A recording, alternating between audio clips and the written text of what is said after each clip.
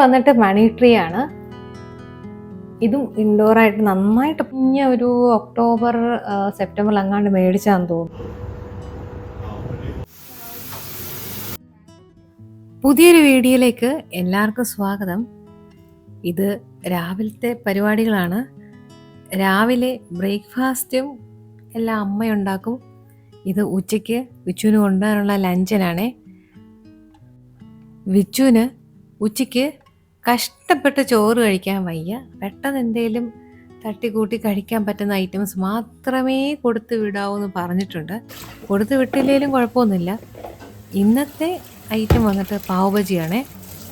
പാവ് ബജി നമുക്കിവിടെ മേടിക്കാൻ കിട്ടും. മസാലയാണെങ്കിലും ഇൻസ്റ്റൻ്റ് ആയിട്ടുണ്ടല്ലോ, അപ്പോൾ പിന്നെ അത് എളുപ്പമാണ് ഉണ്ടാക്കി കൊടുക്കാനും കഴിക്കുന്നവർക്കും എളുപ്പമാണ്. വലിയ പാടൊന്നുമില്ല. വളരെ കുറച്ച് ഇൻഗ്രീഡിയൻസ് മാത്രം മതി കേട്ടോ. അതാണ് ഇതിൻ്റെ ഒരു മെയിൻ ഹൈലൈറ്റ്. എന്നാൽ നല്ല ടേസ്റ്റുമാണ്. നമുക്ക് ഇടയ്ക്കിടയ്ക്ക് ഇങ്ങനെ എന്താ പറയുക, വിശപ്പൊക്കെ തോന്നും, പെട്ടെന്ന് ഉണ്ടാക്കി കഴിക്കാൻ പറ്റുന്നൊരു ഐറ്റമാണ്. പക്ഷേ നമുക്ക് വേണ്ട സാധനം എന്ന് വെച്ച് കഴിഞ്ഞാൽ ഇതിൻ്റെ ഒരു മസാല പൗഡറുണ്ട്, പിന്നെ നമ്മുടെ പാവ് ബണ്ണും വേണം.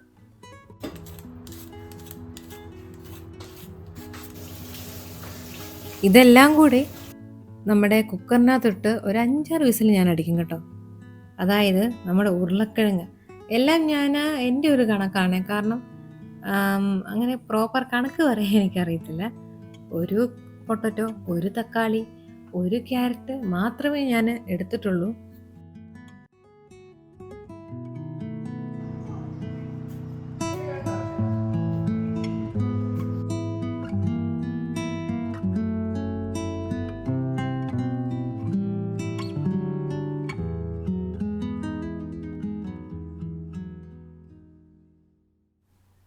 ഉരുളക്കിഴങ്ങും തക്കാളിയും നമ്മുടെ ക്യാരറ്റും പിന്നെ അതിൻ്റെ കൂടെ ഗ്രീൻ പീസും കൂടി ഇട്ടാണ് ഞാൻ വേവിക്കുന്നത്. ഒരു 5-6 വിസിൽ.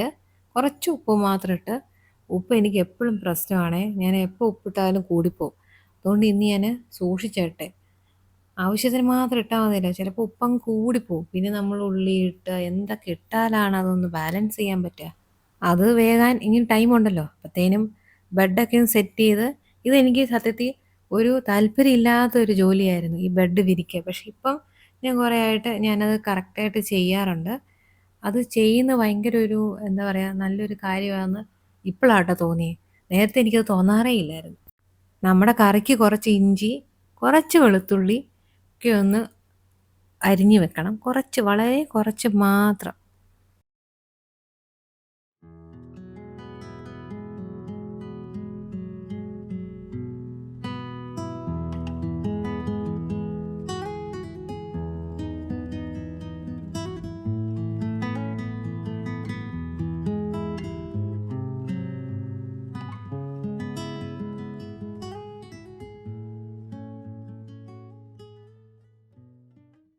ബട്ടർ ഇല്ലാത്തതുകൊണ്ട് ഞാൻ നെയ്യാണ് ഉപയോഗിക്കുന്നത്. വെളിച്ചെണ്ണയൊന്നും ഇതിന് പറ്റത്തില്ലെന്നാണ് തോന്നുന്നത്. ഇതെല്ലാം നോർത്ത് ഇന്ത്യൻ ഡിഷാണല്ലോ. എണ്ണ ചൂടാകുമ്പം, അതായത് നെയ്യ് ചൂടാകുമ്പം ഇഞ്ചി, വെളുത്തുള്ളി, പച്ചമുളക് എല്ലാം ഇട്ട്, അത് കഴിഞ്ഞ് നമ്മുടെ സവോളയൊക്കെ ഇട്ട് ഒന്നൊന്ന് വാടി വന്നാൽ മാത്രം മതി.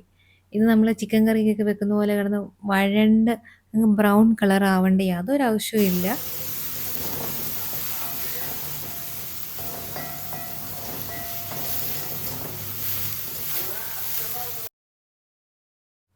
ഇവനാണ് നമ്മുടെ മെയിൻ താരം. ഈസ്റ്റേൺ പാവ് ഭാജി മസാലയാണ്. ഇതുണ്ടെങ്കിൽ നമ്മൾ വേറെ ഒന്നും ബുദ്ധിമുട്ടേണ്ട യാതൊരു ആവശ്യമില്ല. ഇത് നമ്മൾ കണക്കിനങ്ങ് ഇട്ട് കൊടുത്താൽ മതി, ഒരളവ്. ഇനി ഇൻ കേസ് മസാല കുറഞ്ഞു പോവുകയാണെങ്കിൽ കുറച്ചും കൂടി ഇട്ട് കൊടുത്താൽ മതി. കൂടി പോവില്ല. കൂടി പോയി കഴിഞ്ഞാൽ ഒരു വേറെ ടേസ്റ്റ് വരും. പിന്നെ ഇതിൻ്റെ കൂടെ ഞാൻ മുളക് പൊടി ഇട്ടിരുന്നു, കുറച്ച് മഞ്ഞൾപ്പൊടി ഇട്ട് കൊടുത്തിരുന്നു, പിന്നെ മല്ലിയിലേക്ക് ഇടാം. പിന്നെ നമ്മൾ വേവിച്ച് വെച്ച പൊട്ടറ്റോ, ക്യാരറ്റ്, തക്കാളി, ഗ്രീൻ പീസ്, അതാണ് നമ്മളിപ്പോൾ ഇട്ടത്. ഒരു തിള വന്നു കഴിഞ്ഞാൽ പിന്നെ എക്സ്ട്രാ വെള്ളമുള്ള അങ്ങ് വറ്റിക്കോളൂ. പിന്നെ നമ്മുടെ കസ്തൂരി മേത്തി എൻ്റെ കയ്യിലില്ല, അതും കൂടെ ഉണ്ടെങ്കിൽ അത് ചേർക്കാവുന്നതാണ്. ഇനിയിപ്പം നമ്മുടെ ബണ്ണൊന്ന് മൊരിച്ചെടുക്കണം. അത് ഇതുപോലെ ഒന്ന് സ്ലൈസ് ചെയ്തിട്ട് നമ്മുടെ പാനിലോട്ട് അങ്ങ് വെച്ചാൽ മതി. നന്നായിട്ട് മൊരിഞ്ഞ് കിട്ടും. ഇതിൻ്റെ ഇടയ്ക്ക് മാധവന് സ്കൂളിൽ പോകാറായിട്ടോ. അപ്പോൾ വിച്ചു കൊണ്ട് വിടുകയാണ്. നമ്മുടെ ഇതേ ബിൽഡിങ്ങിൽ തന്നെയാണ്, അതുകൊണ്ട് നമുക്ക് ഈസിയാണ്. അങ്ങ് കൊണ്ട് വിട്ടാൽ മാത്രം മതി. ഇനിയിപ്പോൾ ഒരു 3 മണിക്കൂറത്തേന് സമാധാനമുണ്ട്. വന്നു കഴിയുമ്പോഴാണ് അടുത്ത അംഗം തുടങ്ങുന്നത്. ബൈ. നമ്മുടെ പാൻ അടുപ്പത്ത് വച്ചിട്ടാണ് ഞാൻ മാധവന് വിടാൻ വന്നത്. ഇപ്പോൾ കുറച്ച് ബട്ടർ അല്ലെങ്കിൽ നെയ്യ് ഇട്ടിട്ട് നമ്മുടെ ബണ്ണില്ലേ അതൊന്ന് മൊരിച്ചെടുക്കണം.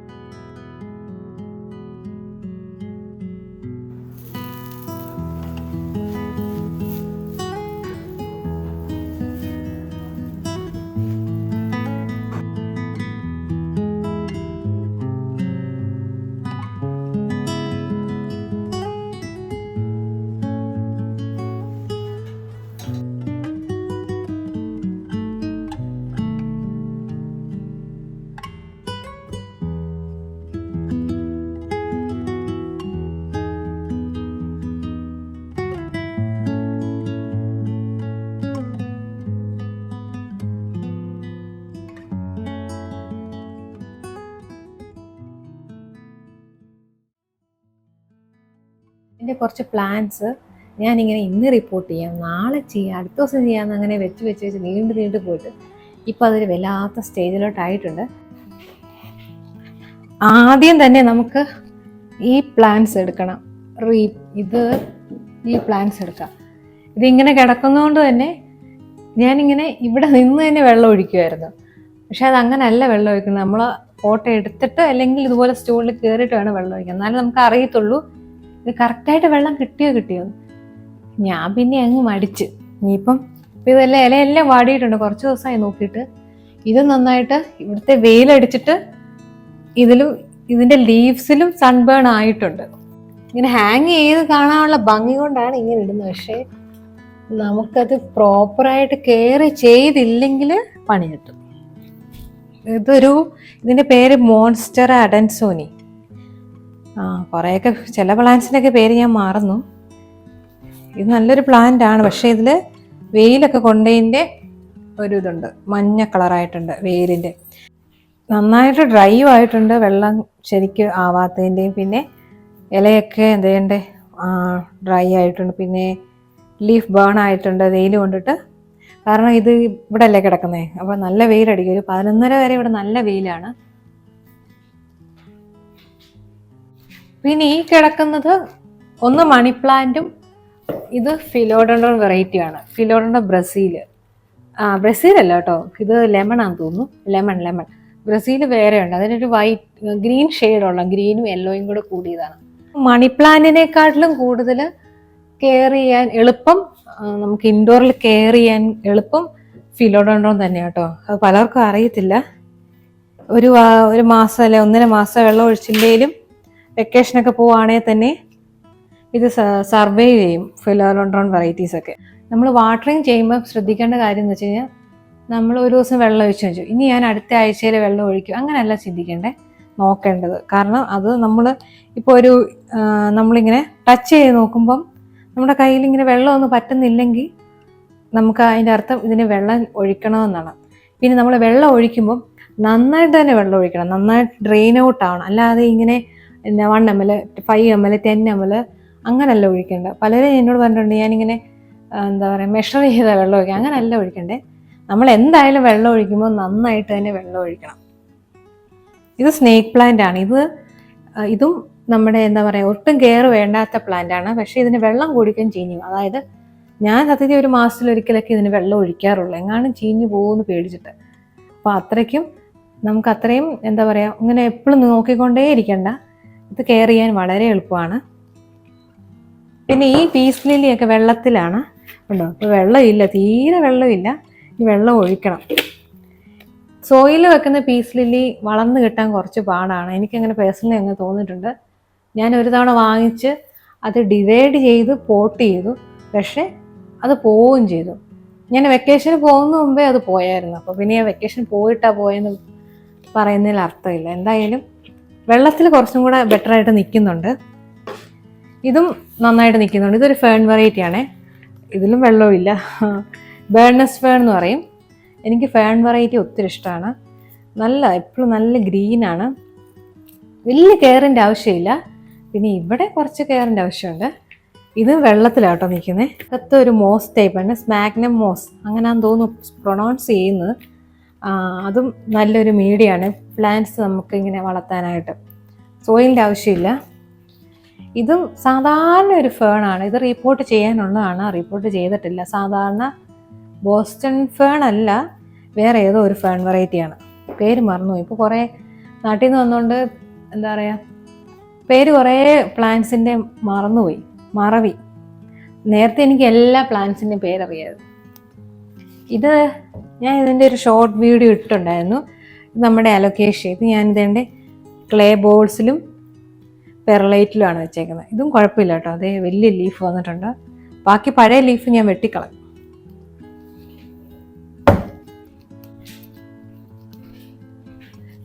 ഈ പ്ലാന്റ് വന്നിട്ട് മണി ട്രീ ആണ്. ഇതും ഇൻഡോറായിട്ട് നന്നായിട്ട് പോകുന്നതാണ്. ഇതിനും വെള്ളം ഒഴിച്ചിട്ട് കുറച്ച് ദിവസമായി. അതുകൊണ്ട് തന്നെ ഇതിൻ്റെ ലീഫൊക്കെ ഇതിൻ്റെ യെല്ലോ ഒക്കെ ആയിട്ടുണ്ട്. ഇതന്നെ ചില സമയത്ത് ഞാൻ നല്ലതായിട്ട് കെയർ ചെയ്യും. ചില സമയത്ത് എന്തെങ്കിലുമൊക്കെ മടി വരുമ്പം, കുറച്ച് മടി പിടിക്കുമ്പം വെള്ളം ഒഴിക്കാൻ ഞാൻ സ്കിപ്പ് ചെയ്യാറുണ്ട്. പക്ഷെ അങ്ങനെ പ്ലാന്റ് ഞാൻ വിട്ടുകളയല. ഇത് നല്ലൊരു പ്ലാന്റ് ആയിരുന്നു. ഞാൻ സത്യത്തിൽ ഇത് മേടിച്ച് കഴിഞ്ഞാൽ പിന്നെ സാധാരണ ഞാൻ കൈയോടെ റിപ്പോർട്ട് ചെയ്യുന്നത്. ഞാൻ റിപ്പോർട്ട് ചെയ്തുമില്ല. ഇത് ഞാൻ കഴിഞ്ഞ ഒരു ഒക്ടോബർ സെപ്റ്റംബറിൽ അങ്ങാണ്ട് മേടിച്ചാന്ന് തോന്നുന്നു. റിപ്പോർട്ടും ചെയ്തില്ല, വലിയ കെയറും കൊടുത്തില്ല. പക്ഷെ എന്നിട്ടും ഇത് ഇത്രയും നിന്ന് കേട്ടോ. നല്ലൊരു പ്ലാന്റ് ആണ്, ബേർഡ് ഓഫ് പാരഡൈസ് എന്ന് പറയും. ഇത് നമുക്കിന്ന് റിപ്പോർട്ട് ചെയ്ത് മൊത്തം ഇളക്കുന്നില്ല, ബാക്കി മണ്ണ് ഫില്ല് ചെയ്തിട്ട് ഒരു നീം ഓയിലും സ്പ്രേ ചെയ്ത് ഇതിൻ്റെ ഈ പോയ ലീഫെല്ലാം കട്ട് ചെയ്തൊന്ന് വൃത്തിയാക്കി വെക്കണം.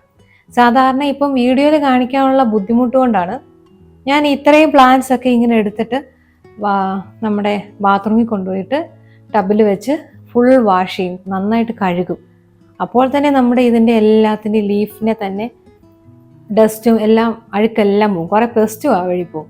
അങ്ങനെ ചെയ്യുന്നത് വളരെ നല്ലതാണ്. ഞാൻ പിന്നെ ഈ വീഡിയോയിൽ അത് കാണിക്കാനുള്ള പാടുമാണ്, കാരണം ഇതെല്ലാം അങ്ങ് കൊണ്ടുപോകണം, പിന്നെ എല്ലാം അത് എടുത്തുകൊണ്ട് വരണം, പിന്നെ എല്ലാം ടൈമിൽ അത് നടക്കുകയില്ല. അപ്പം ഒരുപാട് പ്ലാന്റ്സ് ഒക്കെ ഉള്ളവർക്ക് അങ്ങനെ ചെയ്യാം.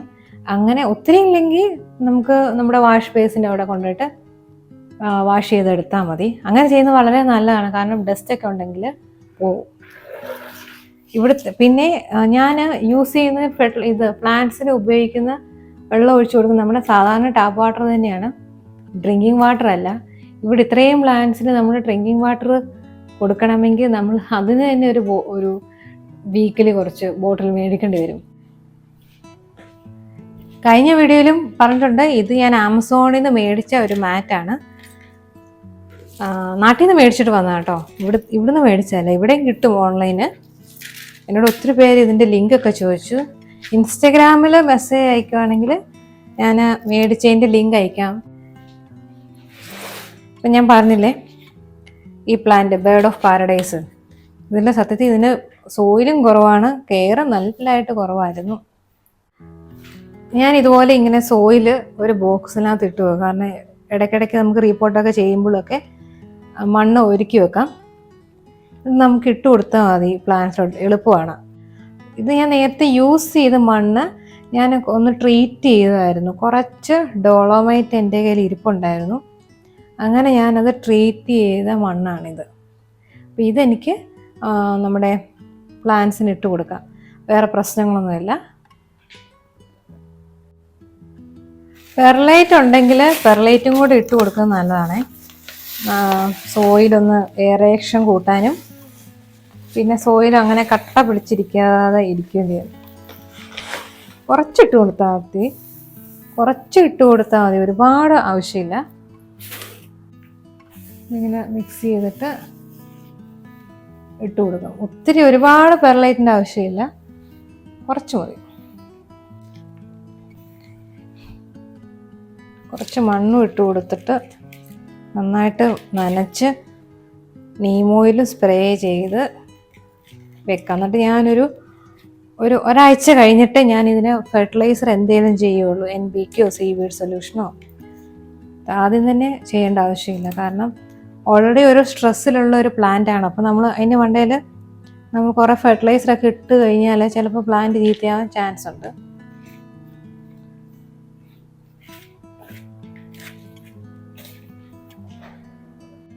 പ്ലാന്റിൽ എന്തെങ്കിലും യെല്ലോ കളറ് ലീഫൊക്കെ ഉണ്ട്, അത് അപ്പം തന്നെ കട്ട് ചെയ്ത് കളഞ്ഞേക്കണം. അത് നിർത്തരുത്. കാരണം അതിലും എന്തെങ്കിലും പെസ്റ്റൊക്കെ ഉണ്ടെങ്കിൽ അത് ബാക്കി പ്ലാന്റ്സിലെയും കൂടെ അഴുക്കാക്കും. അപ്പോൾ അങ്ങനെയൊക്കെ ഉണ്ടെങ്കിൽ കട്ട് ചെയ്ത് എപ്പോഴും വൃത്തിയാക്കി വെച്ചേക്കണം. ക്ലീൻ ആയിട്ട് ഇരിക്കുകയാണെങ്കിൽ തന്നെയും മില്ലി ബഗ്സ് പോലത്തെയൊക്കെ പെസ്റ്റ് അധികം അറ്റാക്ക് ചെയ്യാതിരിക്കും. ഇതാണ് ഇതൊക്കെ ആവശ്യം. വെറുതെ അത് മാത്രമല്ല, നമ്മൾ ഈ പ്ലാന്റ്സിന് കൊടുക്കുന്ന ന്യൂട്രിയൻസ് അത് വെറുതെ വലിച്ചെടുക്കുകയും കൂടെ ചെയ്യും വെറുതെ നിർത്തി കഴിഞ്ഞാൽ. ഇനിയിപ്പം ഞാൻ ചെയ്യുമ്പോൾ നന്നായിട്ട് നനച്ചിട്ട് നീം ഓയിലും കൂടെ സ്പ്രേ ചെയ്യും. ബാക്കി മണ്ണ് ഇട്ട് കൊടുക്കേണ്ട കുറച്ച് പ്ലാന്റ്സ് ഉണ്ട്, അതിന് ഇച്ചിരി മണ്ണ് ഇട്ട് കൊടുക്കാം.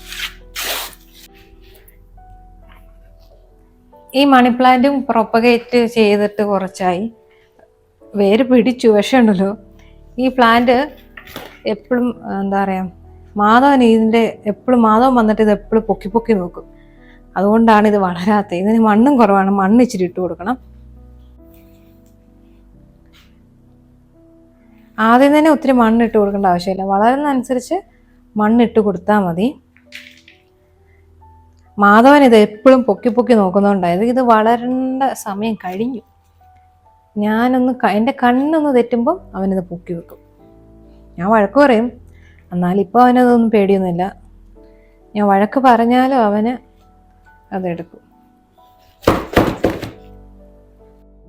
ഇതുപോലെ ലെന്തി ആയിട്ട് പോയിട്ടുള്ള മണി പ്ലാന്റ്, ഇതിന് മണ്ണ് കുറവുണ്ട്. ഇതുപോലെ നീളം വെച്ച് പോകുന്ന മണി പ്ലാന്റ് നമുക്ക് വേണമെങ്കിൽ ഈ പോട്ടിൽ തന്നെ ഇത് ചുറ്റി വെക്കാം. അപ്പം ഓരോ നോഡിൽ നിന്ന് ഓരോ ഗ്രോത്ത് വരും. അതിന് നമുക്ക് വേണ്ടത് ഇതുപോലത്തെ സ്ലൈഡാണ്. ഈ സ്ലൈഡ് ഇങ്ങനെ കുത്തി വെച്ചാൽ മതി. എന്തായാലും ഇങ്ങനെ താഴോട്ട് കിടന്നിട്ട് ഭംഗിയൊന്നുമില്ല, അപ്പോൾ പിന്നെ അങ്ങനെ ചെയ്യുന്നതാണ് ബെറ്റർ. സ്റ്റെമ്മൊക്കെ ഉണ്ടെങ്കിൽ കട്ട് ചെയ്ത് വെച്ചേക്കാം, വെറുതെ നിർത്തണ്ടല്ലോ. പോയ ഇലയെല്ലാം അങ്ങ് കട്ട് ചെയ്ത് വൃത്തിയാക്കി വെക്കാം. നമ്മൾ മാസത്തിൽ അല്ലെങ്കിൽ 2 മാസം കൂടുമ്പോഴെങ്കിലും ഇങ്ങനെ ചെയ്യുകയാണെങ്കിൽ പ്ലാന്റ്സിനൊക്കെ അത് അവർ ഹാപ്പിയാണ്, നമുക്കും ഒരു ഹാപ്പിനെസ് കിട്ടും. അല്ല നമ്മൾ കുറേ ചെടികൾ വാങ്ങി വെച്ച് റീപോർട്ട് ചെയ്ത് വെച്ചിട്ടുണ്ട്, അതിൽ കാര്യമില്ല. നമ്മൾ കെയർ ചെയ്യണം. അതുപോലെ ഇടയ്ക്കൊക്കെ നമ്മളിങ്ങനെ കെയർ ചെയ്യുകയാണെങ്കിൽ അവർക്കും ഹാപ്പി, നമ്മളും ഹാപ്പി. അപ്പോൾ നമുക്ക് ഇതിൻ്റെ ഈ വള്ളി ഇങ്ങനെ ഇതിനകത്ത് വെച്ച് കൊടുക്കാം.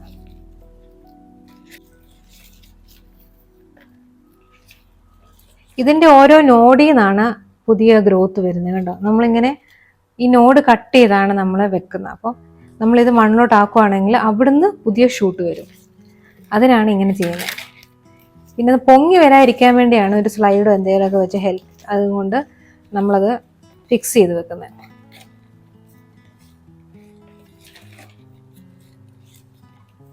ഞാൻ എന്ത് ചെയ്ത് ഫുള്ള് ചുറ്റി വെച്ചിട്ടുണ്ട്. നമുക്ക് മണ്ണിട്ട് കൊടുക്കാം. ഇതിൻ്റെ എല്ലാം ഇങ്ങനെ പൊങ്ങി വരാതിരിക്കാൻ വേണ്ടി. ഇത് ചെറിയൊരു സ്ലൈഡാണ്, വലിയ സ്ലൈഡൊക്കെയാണ് എളുപ്പമുണ്ട്. ഇത് നമുക്ക് ഇങ്ങനെ വെച്ചിട്ട് ഇതിലങ്ങ് ഇറക്കി വെക്കാം. ഷൂട്ട് പോകാതെ വേണം ചെയ്യാനായിട്ട്, അല്ലെങ്കിൽ ഷൂട്ടിന് ഡാമേജ് വരും. അതിനൊന്നും സംഭവിക്കാതെ വേണം വെക്കാൻ. അതുകൊണ്ട് ഇങ്ങനെ അകത്തിയിട്ട് വെച്ച് കൊടുക്കാം. ആകുമ്പോൾ അതിനൊന്നും പറ്റിയല്ല. ഇത് ഫിക്സ് ചെയ്ത് അങ്ങ് താഴോട്ട് തന്നെ അങ്ങ് ഇരുന്നോളും. ഇനി ഇവിടെയും കൂടെ വെച്ചാൽ മതി, ഒരുപാട് വെക്കേണ്ട കാര്യമില്ല.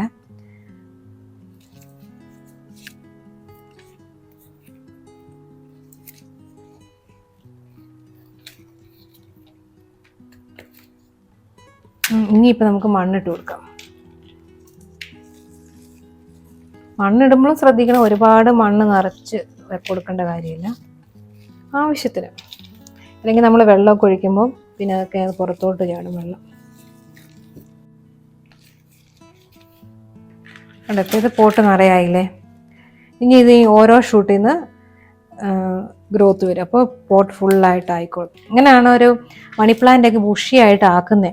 പലരും ചോദിക്കും എങ്ങനെയാണ് മണി പ്ലാന്റ് ബുഷിയാക്കുക. നമുക്ക് ഇങ്ങനെയൊക്കെ ചെയ്യാൻ പറ്റുള്ളൂ. ഇതൊക്കെയുള്ള സൊല്യൂഷൻ. ഇതാണ് ഞാൻ യൂസ് ചെയ്യുന്ന നീം ഓയിൽ. ഇത് ഞാൻ നാട്ടിൽ നിന്ന് കൊണ്ടുവന്നതാണ്. ഇവിടെ ഓൺലൈനും ആമസോണിലൊക്കെ നീം ഓയിൽ അവൈലബിൾ ആണ്. ഇത് ഞാൻ ഒരു സ്പൂണ് 1 ലിറ്റർ വെള്ളത്തിൽ കണക്കാക്കിയാണ് ചെടികൾക്ക് ഒഴിച്ചു കൊടുക്കുന്നത്. ഇതെപ്പോഴും നമ്മൾ ചെടികൾക്ക് അപ്ലൈ ചെയ്യാൻ ബെസ്റ്റ് ടൈം എന്ന് വെച്ച് കഴിഞ്ഞാൽ ഒരു 5 മണിക്ക് ശേഷം അല്ലെങ്കിൽ 4 മണിക്ക് ശേഷം. രാവിലെ ഇത് കൊടുക്കാതിരിക്കുകയാണ് നല്ലത്. മാസത്തിൽ ഒരിക്കലൊക്കെ നമ്മൾ നീം ഓയിൽ പ്ലാന്റ്സിന് കൊടുക്കുന്നത് വളരെ നല്ലതാണ്.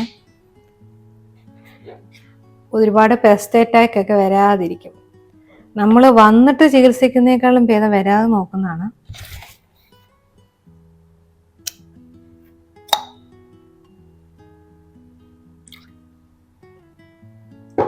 ഞാൻ കുറച്ച്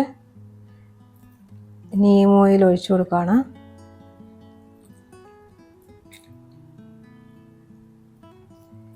ഈ പോട്ടിംഗ് സോയിൽ കാണുന്ന വെള്ള പൂപ്പൽ പോലെയൊക്കെ ഉള്ളത് ഇതിങ്ങനെ ഒഴിക്കുന്നതുകൊണ്ട് നല്ലതാണ്, കുറേയൊക്കെ പോയി കിട്ടും. പിന്നെ നമ്മുടെ ഈ ഇതുപോലത്തെ പ്ലാന്റ്സിന് ഇതിൻ്റെ